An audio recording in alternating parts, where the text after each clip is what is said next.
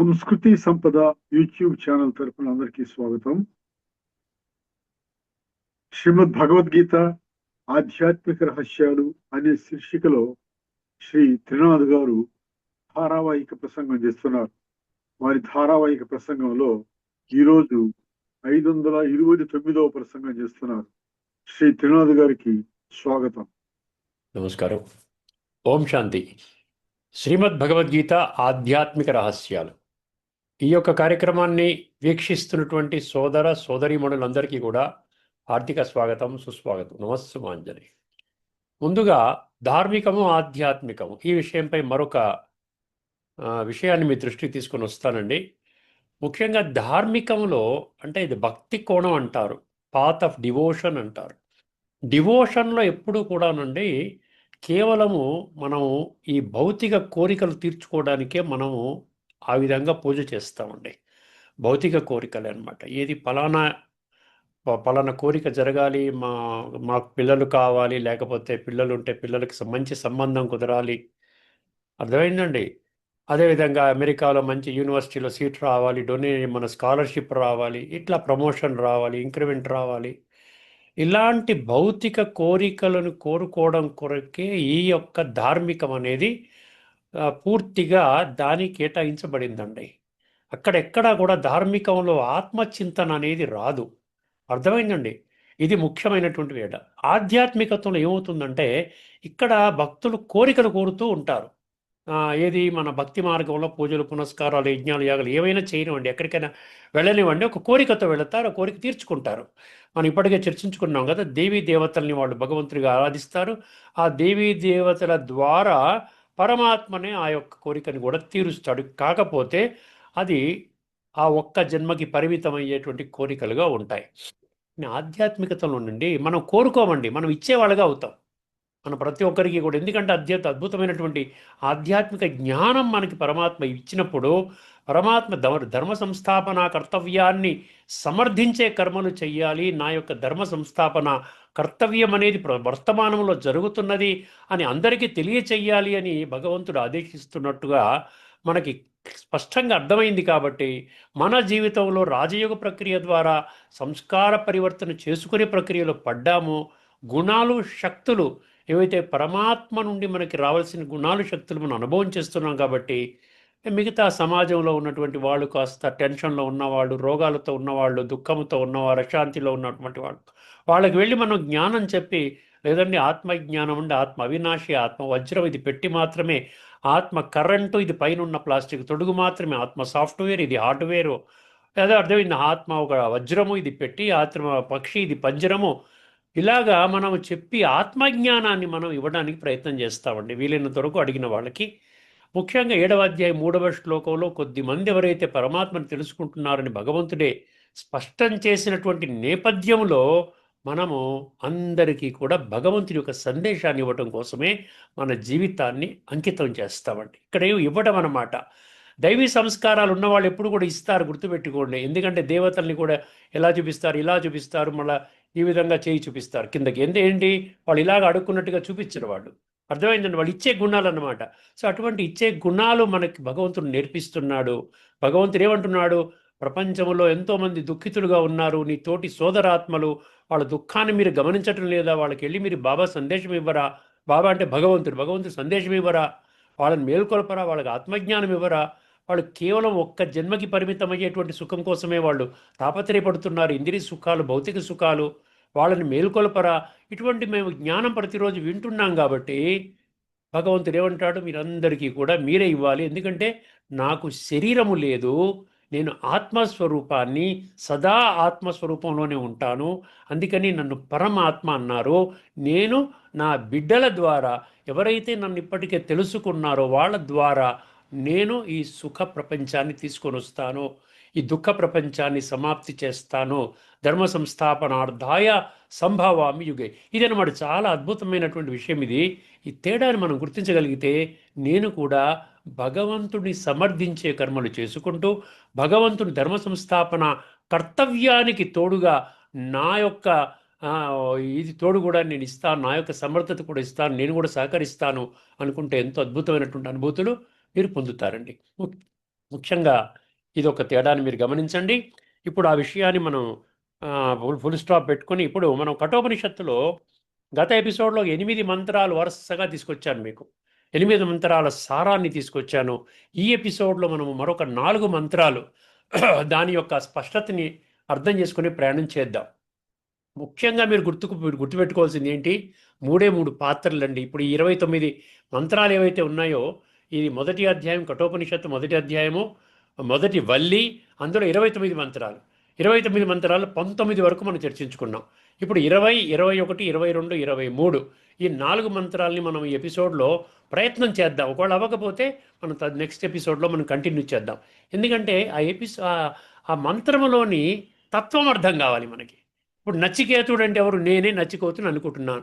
నేనే అర్జునుణ్ణి, నేనే నచికేతుణ్ణి, నేనే ప్రహ్లాదుణ్ణి, నేనే ధ్రువుణ్ణి, నేనే మార్కండేయుణ్ణి. ఎవరైతే సత్య మార్గంలో నడుస్తున్నారో వాళ్ళందరూ కూడా మనమే అన్నమాట. ఆ క్యారెక్టర్స్ భగవంతుని తోడుపెట్టుకొని భగవంతుని యొక్క సత్యమైనటువంటి జ్ఞానాన్ని ఆధారంగా, రాజయోగం ఆధారంగా మనం ఏం చేస్తున్నాం? సంస్కార పరివర్తన చేసుకుంటున్నాము. అతి త్వరలోనే ఈ పృథ్వీపై స్థాపన కాబడే స్వర్గమునబడే సత్యత్రేతాయుగాల్లో శ్రేష్టమైన జన్మలు ఆ విధంగా చేసిన వాళ్ళ కొరకే నిర్ధారించబడ్డాయి. ఇది తిరుగులేని తిరస్కరించలేని సత్యం. ఇప్పుడు కఠోపనిషత్తు మనము 1:1:20 1:1:20 మనకి ఏం చెప్పిందో చూద్దాం. మనకి మంత్రంతో పని లేదండి. మంత్రం చదవటం, దాన్ని ఎక్స్ప్లెయిన్ చేయడంతో ఎక్కువ టైం గడుస్తుంది. మనము మంత్రం కాకుండా మంత్రం యొక్క సారాన్ని తెలుసుకునే ప్రయత్నం చేద్దాం. 1:1:20 ఏం చెప్తోందంటే, ఏయం ప్రేతే విచికిత్స మనుష్యే అస్థిత్యేకే ఏదో ఉంది. సరే, డాట్ డాట్ డాట్ నచికేతుడు యమునితో ఇలా చెబుతున్నాడు. నచికేతుడు అంటే సత్యాన్వేషకుడు. వాజశ్రవసుడు అంటే కర్మకాండలో భౌతికంలో ఉన్నటువంటి వాడు. యమధర్మరాజు అంటే పరమాత్మ యొక్క మరొక రూపము. ఇది గుర్తుపెట్టుకోండి. నచికేతుడు యమునితో ఇలా చెబుతున్నాడు. ఎందుకంటే యమలోకానికి వెళ్ళాడు కదా. ఇలా చెబుతున్నాడు. ఏం చెబుతున్నాడు? మనిషి మరణించిన తరువాత ఆత్మ ఉందని కొందరు అంటున్నారు. అర్థమైందండి? మనిషి మరణించిన తర్వాత ఆత్మ ఉందని కొందరు అంటున్నారు, లేదని మరికొందరు అంటున్నారు. అర్థమైందండి? ఇందులో ఈ విషయంపై సందేహము ఉన్నది. ఈ రహస్యాన్ని నాకు స్పష్టంగా బోధించండి. ఇదే నేను 3వ వరంగా కోరుకుంటున్నాను. 3వ వరం, 3 వరాలు ఇచ్చాడు కదా. మొదటి వరం ఏంటి? తండ్రి బాగుండాలి, శాంతిగా ఉండాలి, క్రోధం ఉండకూడదు, నన్ను యాక్సెప్ట్ చేయాలి, బ్రహ్మాండంగా ఉండాలి, మా కుటుంబ వ్యవస్థ బాగుండాలని, సంబంధాలు బాగుండాలని కోరుకుంటున్నాడు. తర్వాత ఏం కోరుకున్నాడు? స్వర్గంలో ఉన్న స్థితి ఎలాగా?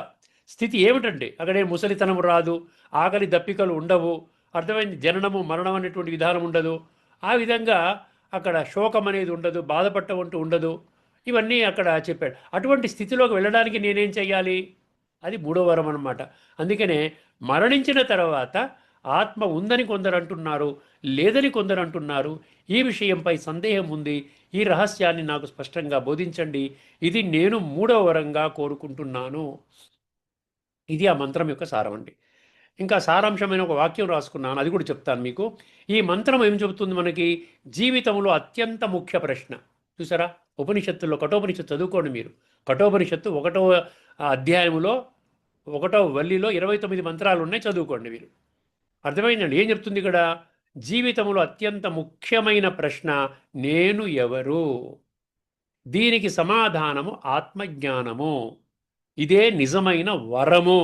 ఒక్క లైన్లో చెప్పాలంటే మరణ రహస్యం తెలుసుకోవాలనే తపన, మరణ రహస్యం తెలుసుకోవాలనే తపన ఆత్మజ్ఞానానికి ప్రారంభము.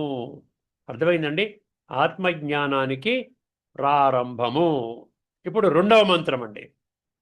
ఒక మంత్రం అయిపోయింది. 2వ మంత్రం అంటే ఏంటి? అది 1:1:21. ఇందులో ఏమంటున్నాడో జాగ్రత్త గమనించండి. యముడు నచికేతునితో ఇలా చెబుతున్నాడు. సమాధానం ఇవ్వాలి కదా. యమధర్మరాజుని ప్రశ్నించాడు, నాకు మరణించిన తర్వాత ఏమవుతుంది, ఆత్మసంగతి ఏమిటి అని అడిగితే దానికి సమాధానం చెప్తున్నాడు. యముడు నచికేతునితో ఇలా చెబుతున్నాడు. శ్రేయస్సు అంటే బ్రాకెట్లో శాశ్వతమైన మేలు, మరియు ఆ శ్రేయస్సు అనేది ఒకటి, ప్రేయస్సు అనేది ఒకటి. చూసారా? అది శ్రేయస్సు ప్రేయస్సు మనకి ఉపనిషత్తుల్లో వచ్చింది, మనం ఇప్పటికీ చర్చించుకున్నాం. శ్రేయస్సు అంటే ఆత్మకి శ్రేయోదాయకమైన మార్గము, ప్రేయస్సు అంటే భౌతికంలో సుఖాలు, ఇంద్రియ సుఖాలను అనుభవం చేసే మార్గం. చూసారా? అదనమాట. సో శ్రేయస్సు అంటే శాశ్వత మేలు ఒకటి, ప్రేయస్సు అంటే ఇష్టమైన సుఖము మరొకటి. ఇవి రెండు పూర్తిగా భిన్నమైన మార్గాలు. అర్థమైందండి? మీరు ప్రేయస్సులోకి వెళితే ఆత్మజ్ఞానం రాదు, శ్రేయస్సులోకి వెళితే ఇంద్రియ సుఖాలు ఉండవు. అర్థమైందండి? ఈ రెండు భిన్నమైన మార్గాలు. ఈ రెండు మనిషి ముందు వస్తాయి మరియు అతన్ని ఆకర్షిస్తాయి. యమధర్మరాజు క్లారిటీ ఇస్తున్నాడు. ఈ రెండు మనిషి ముందుకు వస్తాయి, ఇవి అతన్ని ఆకర్షిస్తాయి. ఈ రెండింటిలో శ్రేయస్సును ఎంచుకునేవాడు మేలు పొందుతాడు. శ్రేయస్సును ఎంచుకునేవాడు మేలు పొందుతాడు. కానీ ప్రేయస్సును ఎంచుకునేవాడు తన అసలు లక్ష్యము నుండి దూరమై దిగజారిపోతాడు. చూసారా? ప్రేయస్సు ఏమవుతుంది? ఇంద్రియ సుఖాలు, ఇంద్రియ సుఖ సాధనాలు, దాంట్లో భౌతికంలో పూర్తిగా కూరుకుపోతాడు. అర్థమైందండి? భౌతిక సాధనాలు, ధన సంపాదన, కుటుంబ వ్యవస్థ మెయింటైన్ చేసుకోవడం, దీంతోనే పూర్తిగా మునిగిపోయి తన అసలైన లక్ష్యం ఏదైతే పెట్టుకున్నాడో, స్వర్గప్రాప్తి కావాలి, మంచి జ్ఞానం పొందాలి, లేకుండా ఆత్మని శుద్ధి చేసుకోవాలి. ఇప్పుడు ఆత్మశుద్ధి లేని ఆచారం అది అని చదువుకుంటున్నాం కదా, వాడు అవన్నీ లక్ష్యం పెట్టుకున్న అవన్నిటిని మర్చిపోతాడంట. అర్థమైందండి? మర్చిపోయి ఏమవుతాడు? అసలు లక్ష్యం నుండి దూరమై దిగజారిపోతాడంట. దీని లోతైన అర్థం ఒక వాక్యం చెప్తాను. ఈ మంత్రంలో 3 ప్రధాన సూత్రాలు ఉన్నాయి. ఒకటేంటి? 2 మార్గాలు ఉన్నాయి. 3 ప్రధాన సూత్రాలు. మొదటి సూత్రం ఏంటి? 2 మార్గం. ప్రతి ఒక్కరికి 2 మార్గాలు ఉన్నాయి. మంచి మార్గము, చెడు మార్గం అండి, అంతేనండి. ఆత్మని ఉన్నతంగా చేసే మార్గము, ఈ దేహం దైహిక కోరికలు తీర్చుకునే మార్గం. 2 అంటే దైహిక కోరికలు తీర్చుకునే మార్గంలో ఆత్మ పాడైపోతుంది. ఇప్పటికీ ఆత్మ కుళ్ళిపోయింది. అర్థమైందండి? 2 మార్గాలు అది. ఒకటేంటి? శ్రేయస్సు అంటే శాశ్వతమైన మేలు, ప్రేయస్సు అంటే తాత్కాలిక సుఖము. తాత్కాలిక సుఖం ఎందుకన్నాడు? శరీరం తాత్కాలికం, శరీరం పర్మనెంట్ అని ఎవరైనా చెప్పగలుగుతారా? ఎవరు చెప్పలేరు. అర్థమైంది? రెండో విషయం, 2 మన ముందుకు వస్తాయి. ఈ రెండవ సూత్రం ఏంటి? 2 మన ముందుకు వస్తాయి. మంచి వస్తుంది, చెడు వస్తుంది. ఏదో ప్రవచనానికి వెళతారు, మంచి మాటలు చెప్తాడు, బాగుంటుంది అంటాడు, మళ్ళీ అవన్నీ చేయటం కష్టం అండి అని మళ్ళీ వదిలేస్తాం. 2 మన ముందుకు వస్తాయి. 2 మార్గాలు, శ్రేయస్సు, 2 మన ముందుకు వస్తాయి. ఒకటేంటి? పురుషం సినీత అనే పదం ఉంది మంత్రంలో, మనిషిని ఆకర్షిస్తాయి. ఈ 2 ఆకర్షిస్తాయి. మనం ఎంపిక చేసుకోవాలి. 2 మన ముందుకు వచ్చినప్పుడు మనం ఎంపిక చేసుకోవాలి. ఏమని ఎంపిక చేసుకోవాలి? ఎంపికే భవిష్యత్తు అన్నాడు 3వ మంత్రం. ఒకటేంటన్నాడు? 2 మార్గాలు ఉన్నాయి, 2 మన ముందుకు వస్తాయి. 2వ సూత్రం. 3వ సూత్రం ఏంటి? ఎంపిక మన భవిష్యత్తు. ఏది ఎంపిక చేసుకుంటావు? శ్రేయస్సువా, ప్రేయస్సువా? శ్రేయస్సు అంటే శ్రేయము, పురోగతి. ప్రేయస్సు అంటే పతనము, బంధనము. అంతే. ఎంత సింపుల్ అన్నమాట. ఇవన్నీ కూడా సత్యాలండి, నిగూఢ సత్యాలు. భగవంతుడు చెప్పి సత్యమే. భగవంతుడు పరమ సత్యం కదా. మనం ఏదో ఉపనిషత్తులు అంటే ఏదో వేరే జ్ఞానం ఉంటుంది, భగవద్గీత వేరే జ్ఞానం ఉంటుంది, వేదాలు వేరే జ్ఞానం ఉంటుంది అనుకున్నాం. ఏది లేదు, ఒక్కటే జ్ఞానం. నువ్వు ఆత్మవి, తండ్రి పరమాత్మ, ఆత్మ పరమాత్మ కలిస్తే రాజయోగము, రాజయోగం ద్వారా సంస్కార పరివర్తన, తర్వాత అతి త్వరలోనే ఈ యొక్క స్వర్గం రాబోతున్నది, అక్కడ శ్రేష్టమైన జన్మ పొందడం. ఇంతేనండి, ఇంక వేరే ఏమీ లేదు, వేరే జ్ఞానం లేదు. భగవంతుడు ఒక్కడే, భగవంతుడి జ్ఞానం కూడా ఒక్కటే. సారాంశంలో ఏం చెప్తుంది 2వ మంత్రంలో? ఈ మంత్రము చెబుతున్నది జీవితము ఎంపిక. జీవితము ఎంపిక. శ్రేయస్సు విముక్తి, ప్రేయస్సు బంధనం. శ్రేయస్సు విముక్తి, ప్రేయస్సు బంధనం. ఒక్క లైన్లో ఇష్టమైనది కాదు, మంచిదైనదే ఎంచుకోవాలి. ఇష్టమైనది ఏంటి? ఇప్పుడు సినిమా చూడాలి, అది ఇష్టం, వెళ్ళిపోతున్నారు. ఇంకొకరు అంటారు ఆధ్యాత్మిక ఉపన్యాసం ఉందండి, మంచి ఆత్మజ్ఞానం చెప్తున్నారు అంటే, రెండిట్లో ఏది అట్రాక్టివ్గా ఉంటుంది? ఆ సినిమానే అట్రాక్టివ్గా ఉంటుంది, వెళ్ళిపోతాం అనమాట. అందుకని అక్కడ ఎంపిక ముఖ్యం. ఇష్టమైనది కాదు, మంచిదైనది ఎంచుకోవాలి. ఇది మనకు 2వ మంత్రం. ఇప్పుడు 3వ మంత్రంలోకి వెళదాం. 1:1:22. ఈ 1:1:22 1:2:1లో కూడా ఉంటుంది ఈ శ్రేయస్సు ప్రేయస్సు అనేటువంటి విశ్లేషణ. తర్వాత మనం 2వ వల్లిలోకి వస్తాం. ఇప్పుడు 29 మంత్రాలు అయిపోతే 2వ వల్లిలోకి వస్తాం. అక్కడ కూడా మొదటి మంత్రము ఈ శ్రేయస్సు ప్రేయస్సు గురించి చెప్తోంది. ఇది చాలా ముఖ్యమైనటువంటి విషయం అన్నమాట. శ్రేయస్సు ప్రేయస్సు. శ్రేయశ్చ ప్రేయశ్చ మనుష్యమేత తౌ సంపరీత్య వినినక్తి ధీర శ్రేయో హి ధీర అభిప్రేయసో వృణీతే ప్రేయో మందో యోగక్షేమాత్ వృణీతే. ఇది మంత్రం 1:1:22/1-1. ఇది కామన్గా ఉంది. దీని మీనింగ్ ఏంటి చూడండి ఒకసారి. యముడు నచికేతునితో ఇలా చెబుతున్నాడు. మళ్ళీ యమధర్మరాజు కంటిన్యూ చేస్తున్నాడు. శ్రేయస్సు శాశ్వత మేలు ఒకటి, ప్రేయస్సు ఇష్టమైన సుఖం మరొకటి. ఇవి 2 పూర్తిగా భిన్నమైన మార్గాలు. ఈ 2 మనిషి ముందు వస్తాయి మరియు అతన్ని ఆకర్షిస్తాయి. ఇప్పుడు చెప్పుకున్నట్టున్నాం కదా ఇదే. ఈ రెండింటి శ్రేయస్సును ఎంచుకునేవాడు మేలు పొందుతాడు, కానీ ప్రేయస్సును ఎంచుకునేవాడు తన అసలు లక్ష్యము నుండి దూరమై దిగజారిపోతాడు. ఇక్కడ ముఖ్యమైన పాయింట్ ఏంటంటే దీనికి అడిషన్ ఏం చేస్తున్నాడు? ధీరుడు, అక్కడ ధీర నుంచి ధీరుడు శ్రేయస్సును ఎంచుకుంటాడు. ధీరుడు అంటే ధైర్యవంతుడు. ఇక్కడ ఏదో బాహుబలం కాదు, ఆ ధైర్యం కాదు, మనోబలం, ఆత్మబలం. అంటే సత్యత, అంటే నచికేతుడికి ఉన్నటువంటి బలం అన్నమాట. సత్యత తెలుసుకోవాలి అనే తపన. అర్థమైందండి?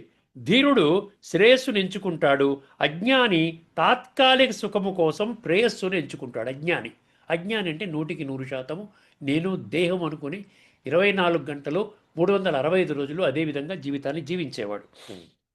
అర్థమైందండి? ఒక్క లైన్లో దీని గురించి చెప్పాలంటే, ఇష్టమైనది కాదు మంచిదైనదే ఎంచుకోవాలి. వివేకం ఉన్నవాడు శ్రేయస్సును ఎంచుకుంటాడు, మోహములో ఉన్నవాడు ప్రేయస్సును ఎంచుకుంటాడు. ప్రేయస్సు అర్థమైంది కదండి? వివేకవంతుడు ఏం చేస్తాడు? శ్రేయస్సును ఎంచుకుంటాడు. మోహం అంటే అటాచ్మెంట్ అంటారు. దేహ భ్రాంతి, నేను దేహం అనే భ్రమలో ఉన్నవాడు ఎప్పుడు నిరంతరము ఇష్టం. ఏదో టీవీలో సీరియల్ వస్తుంది, అక్కడ కూర్చుంటాడు, గంటలు గంటలు కూర్చుంటాడు. పేపర్ వస్తుంది, అక్కడేదో యుద్ధం జరుగుతుంది, ఇక్కడే జరుగుతుంది, అక్కడే జరుగుతుంది, గంటలు గంటలు కూర్చుంటాడు. ఏమంటే మంచి విషయాలు చెప్తామండి అంటే బిజీగా ఉన్నాం, టైం లేదండి, మేము చాలా బిజీగా ఉన్నాం అంట. ఇదనమాట శ్రేయస్సుకి ప్రేయస్సుకి తేడా. తర్వాత నాలుగో మంత్రం అండి. 1, 1, 20, 21, 22 చెప్పుకున్నాం. ఇప్పుడు 4వ మంత్రం. సత్వం ప్రియాన్ ప్రియరూపాంశ్చ కామాన్ అభిజ్ఞాయన్ నచికేతో సాక్షి వదిలేండి ... అర్థమైంది? యముడు నచికేతునితో అంటున్నాడు అనమాట. యముడు నచికేతునితో అంటున్నాడు. ఏమంటున్నాడో ఒకసారి గమనించండి. దీంతో మనం ముందుకు వెళదాం.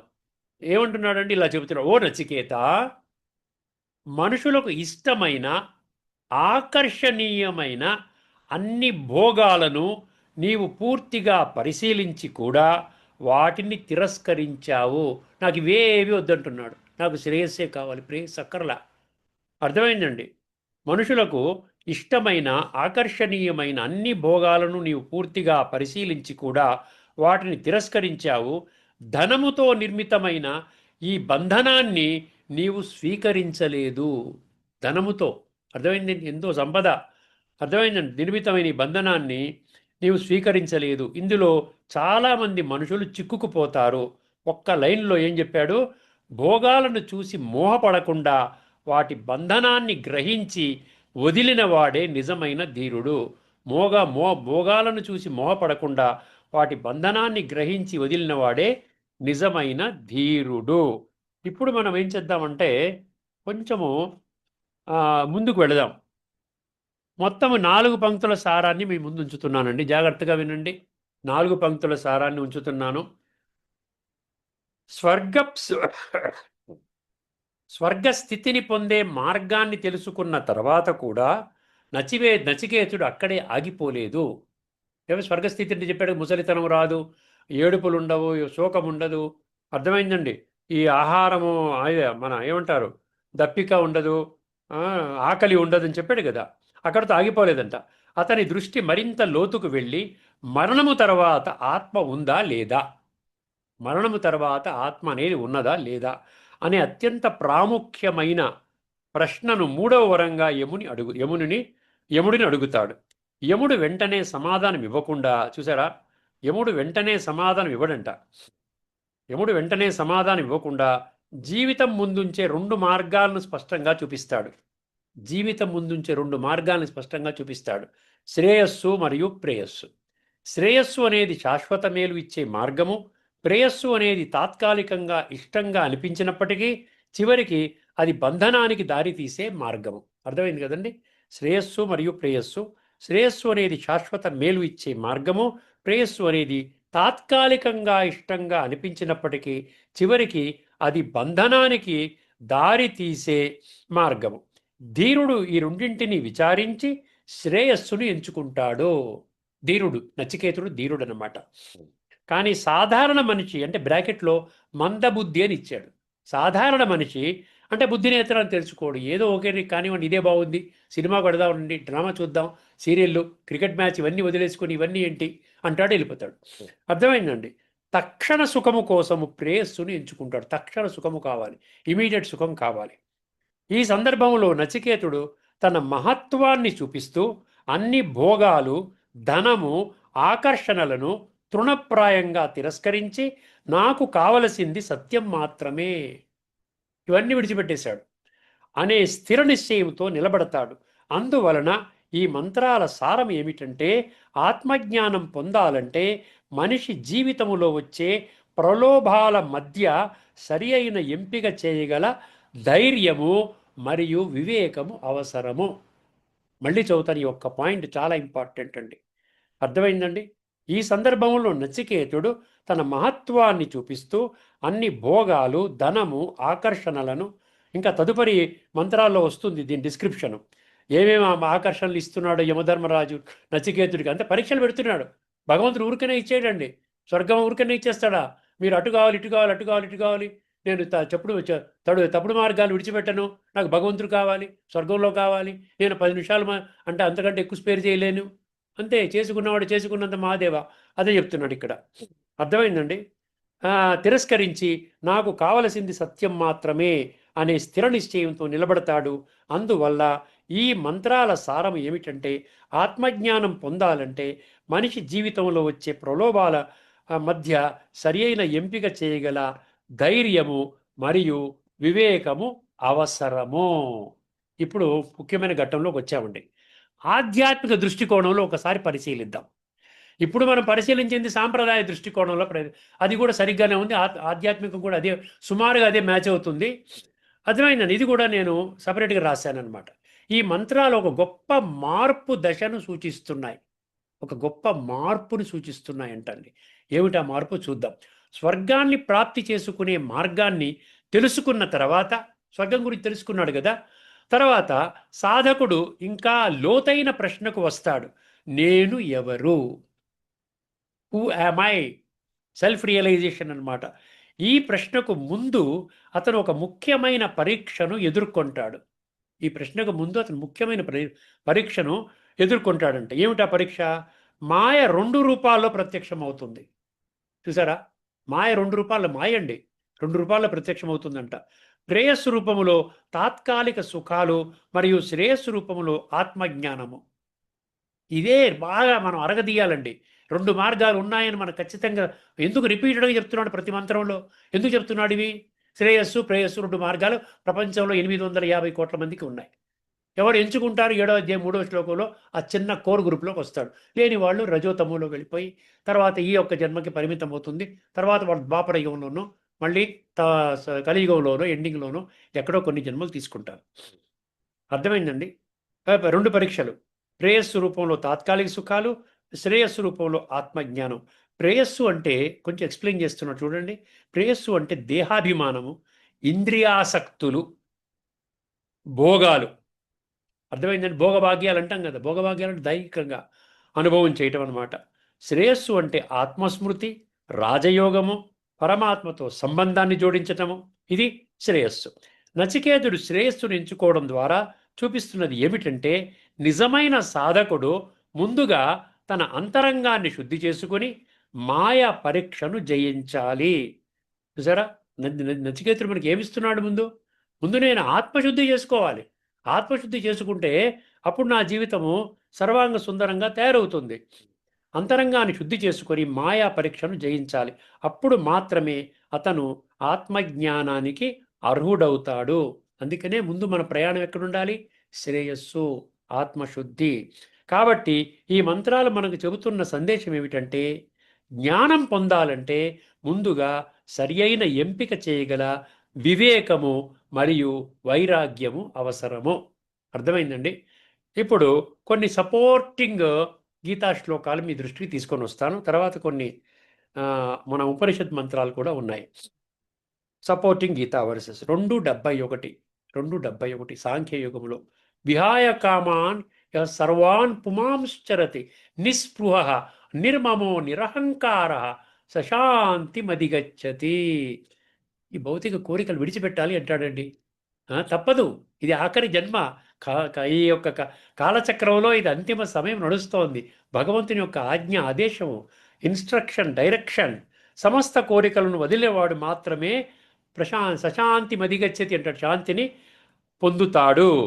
3:39 ఆవృతం జ్ఞానమేతేన జ్ఞానినో నిత్య వైరిణ కామరూపేణ కౌంతేయ దుష్పూరేణానలేనచ.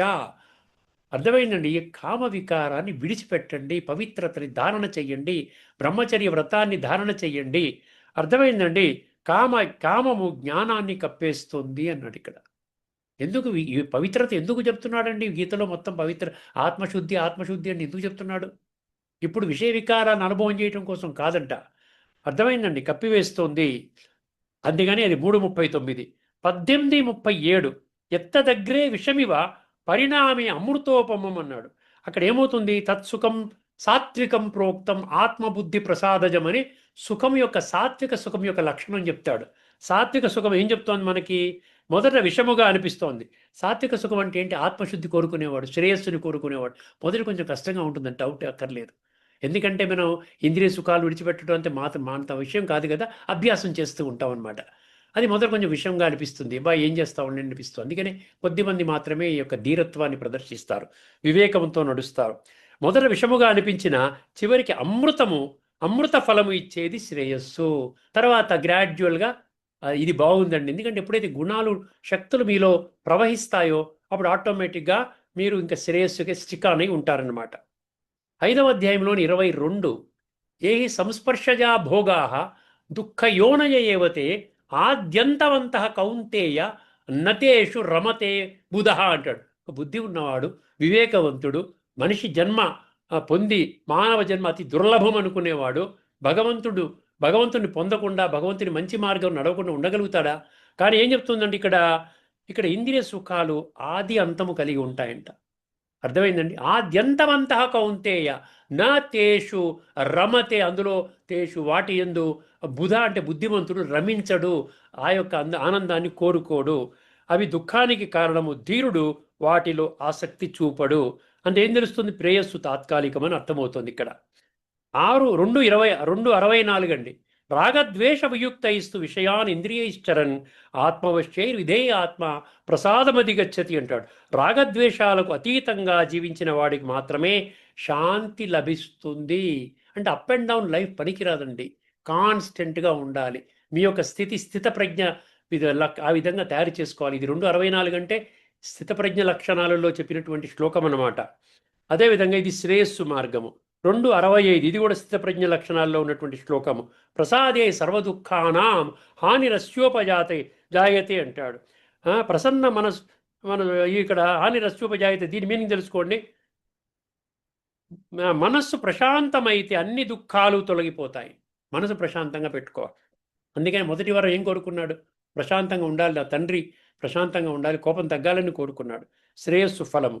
16:21 మాటిమాటికి చెప్పుకుంటున్నాం. త్రివిధం నరకస్యేదం ద్వారం నాశనమాత్మన కామ క్రోధ తదా లోభ తస్మాత్ ఏతత్రయం త్యజేత్. కామము, క్రోధము, లోభము ఇవే నాశనానికి కారణాలు, అంటే నరకానికి ద్వారాలు.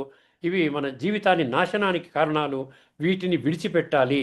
ఇది ప్రేయస్ యొక్క ప్రమాదాన్ని మనకి స్పష్టం చేస్తోంది. మన ఉపనిషత్ మంత్రాలు 1-2 మంత్రాలు చెప్తాను. తర్వాత మిగతా కొన్ని విషయాలని నేను తదుపరి ఎపిసోడ్లో కంటిన్యూ చేస్తాను. ముండకోపనిషత్తు 1:2-12. ముండకోపనిషత్తు 1:2-12. పరీక్షలోకాన్ కర్మచితాన్ బ్రహ్మణో నిర్వేదమాయాత్ అన్నాడు. కర్మఫలాల పరిమితి తెలుసుకొని జ్ఞానము వైపు వెళతాడు. కర్మఫలము టెంపరీ, ఒక జన్మకి మాత్రమే. ఏదో సాధించాను అనుకుంటున్నాను, పలానా పాస్ అయిపోయాను, పరీక్ష పాస్ అయ్యాను, ఉద్యోగం వచ్చింది, ప్రమోషన్ వచ్చింది, లేకపోతే ధనం సంపాదించాను, వ్యాపారం బాగుంది, ఇదంతా కూడా ఒక్క జన్మకి మాత్రమే పరిమితము అని తెలుసుకున్నవాడు ఎట్లా వెళ్తాడు? శ్రేయస్సు వైపు వెళ్తాడు, జ్ఞాన మార్గాన్ని ఎంచుకుంటాడు. కఠోపనిషత్తు 1:2-1 శ్రేయశ్చ ప్రేయశ్చ మనుష్యమేతా. శ్రేయస్సు మరియు ప్రేయస్సు మధ్య ఎంపిక. కఠోపనిషత్తు 1.2.2 1.2.2 ఏం చెప్తుంది? దూరమేతే విపరీతే విశూచి అన్న. ఈ 2 మార్గాలు విరుద్ధ దిశల్లో ఉంటాయి. ఈ 2 మార్గాలు విరుద్ధ దిశల్లో. ఎందుకంటే 2వ వలిలో ఈ శ్రేయస్సు ప్రేయస్సు గురించి చాలా డిస్కషన్ జరిగింది అందులో. అందుకని 1.2.1, 1.2.2, 1.2.3, 1.2.4లో ఈ దీని గురించి ఉంటుంది. ఇక్కడ ఏం చెప్తాడు? అవిద్య అంటే ప్రేయస్సు, అవిద్య అంటే అజ్ఞాని, జ్ఞానం లేదు. అవిద్య అంటే ప్రేయస్సు, మరియు విద్య అంటే శ్రేయస్సు. 2 విరుద్ధ మార్గాలు. ఆఖరిగా ఒక మంత్రం చెప్పి తదుపరి 3-4 ఇంకా ఉన్నాయి విషయాలు చెప్పవలసినవి. అది తదుపరి ఎపిసోడ్లో కంటిన్యూ చేస్తాను. తర్వాత ఇంకా మనకి ఇంకొక 5-6 మంత్రాలు ఉన్నాయి. 6 మంత్రాలు దాంట్లో ఇది స్టార్టింగ్లోది చెప్పి మేము ముగిస్తాను తదుపరి ఎపిసోడ్లో. ముండకోపనిషత్తులో ఆ కఠోపనిషత్తు 1-2-5 1-2-5 అండి. అవిద్యాయామంతరే వర్తమానా స్వయం ధీరా పండితం మన్యమానా అన్నాడు. అజ్ఞానములో ఉన్నవారు తాము జ్ఞానులు అనుకుంటారంట. ఇది ముఖ్యమైన విషయం అండి. అజ్ఞానంలో ఉన్నవారు ఈరోజు తమ పరమజ్ఞానులు అనుకుని అందరికీ కూడా అజ్ఞానాన్ని బోధిస్తున్నారు తప్ప ఆత్మజ్ఞానాన్ని బోధించడం లేదు. అర్థమైందండి. ఇక్కడతో మనం మన చర్చను ముగించుకుందాము. తర్వాత మనం చెప్పుకుందామండి. ఇంకా 2-3 ఉపనిషత్తు ఎపిసోడ్స్ ఉన్నాయి. ఇంకొంచెం కంక్లూడింగ్లో కూడా కొన్ని విషయాలు నేను రాయటం జరిగింది. మన తదుపరి ఎపిసోడ్లో ఎలాగన్నా మనం ఇప్పుడు ఈ యొక్క మొదటి అధ్యాయము కఠోపనిషత్తు మొదటి వల్లిలో 29 మంత్రాలు మనం తదుపరి ఎపిసోడ్తో మనం పూర్తి చేసుకుని తర్వాత 2వ వల్లిలోకి ఎంటర్ అవుతామండి. అర్థమైందండి. ఇక్కడతో మనం ఈ చర్చను ముగించుకుందాము. అందరికీ సెలవు. అంతవరకు సెలవు. అందరికీ నమస్కారము. లోకా సమస్త సుఖినో భవంతు. ఓం శాంతి.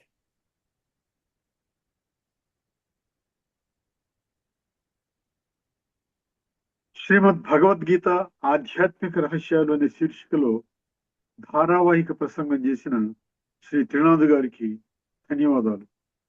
నమస్కారం.